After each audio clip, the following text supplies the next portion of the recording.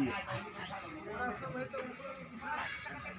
है कि देवतुल, लेकिन उस देवतुल को नकल छोड़ने से पहले अज्ञानता बस हम लोग परख नहीं पाए। और जब नकल छोड़ करके चली गई हम लोगों के बीच से, तब उनका पहचान हम लोगों को मिल पाया। तो सतगुरुदेव से निवेदन है, प्रार्थना है कि यदि हम लोगों के बीच से उनको मालिक बुला लिए हैं तो अपने शरण में रखेंगे। तो इसी शब्द के बीच साथ मैं अपने शब्दवाणी पर विराम देता हूँ।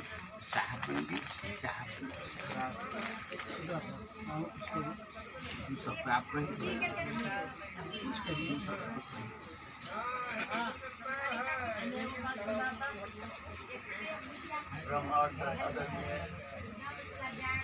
महात्मा उपस्थित संत समाज, साथ साथ हमारे समाज के और उपस्थित सदस्य सबको इस अधम के तरफ से एकम साहेबंदी। आज हम लोग जो यहाँ एकत्रित हुए, समय तो बहुत दुखद है, बात भी बहुत दुखद है, लेकिन गीता के दूसरे अध्याय के 22वें श्लोक में एक प्रसंग है कि जब इस शरीर को कोई भी व्यक्ति त्याग करते हैं, चाहे वो स्त्री हो, पुरुष हो, मनुष्य हो, पशु हो, पक्षी हो, इत्यादि इत्यादि, कोई भी शरीर खाली हो,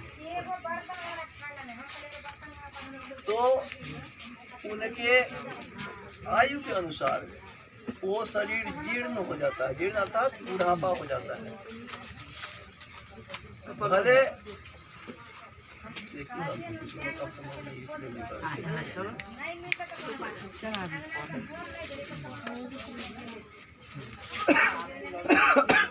भले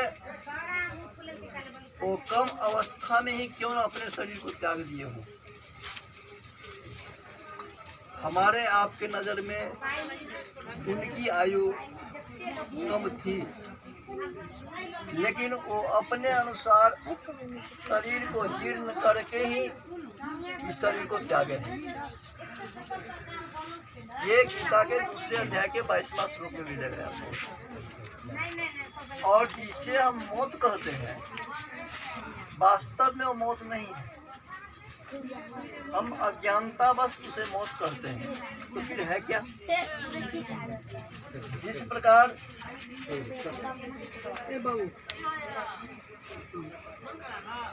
प्रकार हम अभी कपड़ा पहने हुए हैं और ये कपड़ा पुराना हो गया या फट गया या गंदा हो गया, तो इस कपड़े को खोल के और दूसरा कपड़ा पहन लेते हैं। यही है शरीर का बदलना। जिस शरीर रूपी कपड़ा के अंदर आत्मा निवास करती है और कपड़ा रूपी शरीर जब जीर्ण हो जाता है, गंदा हो गया, मैला हो गया, फट गया, पुराना हो गया, तो वो आत्मा शरीर रूपी ऐसे कपड़े को त्याग के और दूसरा कपड़ा धारण करती है। तो दूसरा कपड़ा कब और कैसे धारण करती है? तो आप इस शरीर में रह के जैसा कर्म किए हैं, अगर पुण्य का काम किए हैं तो बहुत सारे लोग हैं उसमें आप पहुंचेंगे।